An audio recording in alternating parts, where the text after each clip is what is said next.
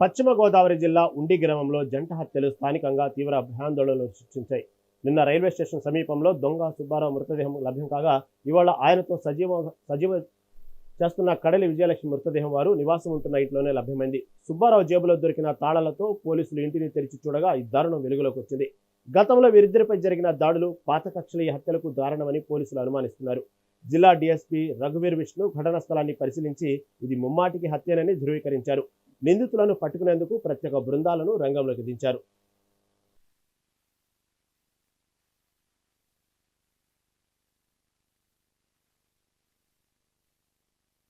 ప్రస్తుతానికైతే నిన్న దొంగ సుబ్బారావు అనే అతను ఆయన బాడీ మనకు రైల్వే స్టేషన్ అవతల పొలంలో దొరికింది కదా, సో దానికి అది ఆత్మహత్యగా అని మాకు ఇప్పటిదాకా ఉన్నటువంటి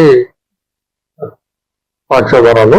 కాకపోతే మొన్నటి రోజు ఏమైంది, ఇప్పుడు ఈ రోజు ఎవరైతే ఈమె చనిపోయినట్టుగా మనం వెళ్ళి చూసామో విజయలక్ష్మి, తల్లిదండ్రి విజయలక్ష్మి, ఈమె వచ్చేసి పాలకోడేరు పోలీస్ స్టేషన్ లిమిట్స్ లో వాళ్ళ అమ్మాయి కంప్లైంట్ ఇచ్చింది, మా అమ్మ కనపడటం లేదు అంటే. అక్కడ ఒక మిస్సింగ్ కేసు రిజిస్టర్ చేశారు ఆల్రెడీ పాలకోడేరులో.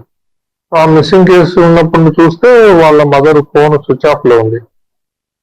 ఇతను నిన్న ఇక్కడ చనిపోయాడు కదా సుబ్బారావు, ఆయన బాడీ దగ్గర 3 సెల్ ఫోన్స్ ఉన్నాయి.